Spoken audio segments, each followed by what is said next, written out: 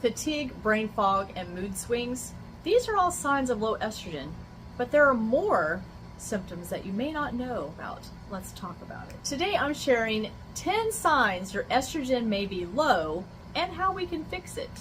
Hi, I'm Dr. Tamitha Davis. On my channel I talk about all things hormones, fertility, and to help women to get back to a more harmonious state so we're not psychopaths. Just subscribe to the channel so you don't miss out on a single video of anything I'm talking about with hormones and women.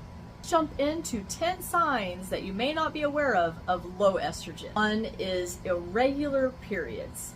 Now, when I started in my mid-30s, I started to have periods that became further apart. They usually become between every 28 days, like as a normal person, but sometimes it would be like 36 days, sometimes 45 days, and then some months I wouldn't even have one. I tried to take a pregnancy test. I'm like, whoa, what's happening here? But irregular, inconsistent periods, or sometimes they may be a little bit longer and sometimes they may be shorter. This is a sign of low estrogen. Hot flashes. A lot of women experience those when our estrogen starts to take a dip. Estrogen affects our nervous system, and a hot flash is a nervous system issue. So when we're having hot flashes, we can thank our nervous system for not getting enough estrogen. Mood changes. I don't think anybody really needs to address that because it's nobody's business, right? You know, I'm allowed to be mad, I'm allowed to be irritated, I'm allowed to be pissed off at the world and think that everybody needs to be ended. But yeah, mood changes. Vaginal dryness. What once was our fountain of youth is now the Sahara Desert. Brain fog.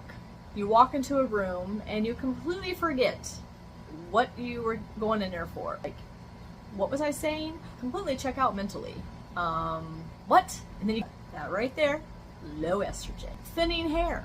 So this is one of the things that we experience our postpartum hair shed. Is because our estrogen takes a drop. And when you're in perimenopause, like I was, I had lots of hair shed because my estrogen went way too low than it should have.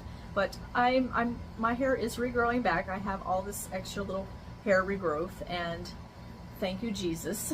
Poor sleep. Well, why not? I mean, you're already having nightmares and hot flashes and night sweats, so let's just add like no sleep on top of it, right? Low libido. Oh my goodness, yes. Don't come near me. Don't touch me. I'm having a mood swing. I'm having a hot flash. My coochie is completely dry. I'm having brain fog. I can't remember who you are half the time.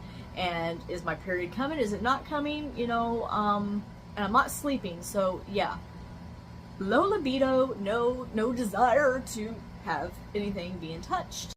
Joint pain and feeling like you need to be lubricated, not just down there, but our joints. In fact, estrogen helps to provide lubrication, and when we don't have lubrication there, we tend to get dry up here, we get to dry eyes, and our lubrication and our joints tend to just go away. Only is our coochie dry, but our skin gets dry. We get more dandruff, we get the crusties in the corner of our nose, and our skin, our face starts to look all crackly and crinkly and crepey and everything.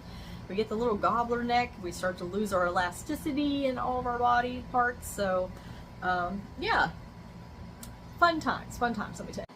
So now let's get to the good part. What can we do to help relieve these symptoms and to hopefully put some of these things in reverse? First, want to add in some healthy fats. Healthy fats from nuts and seeds and avocados, and some omega-3 fatty acids from things like fish, including some phytoestrogenic foods that are from flax seeds or soy or lentils are very beneficial.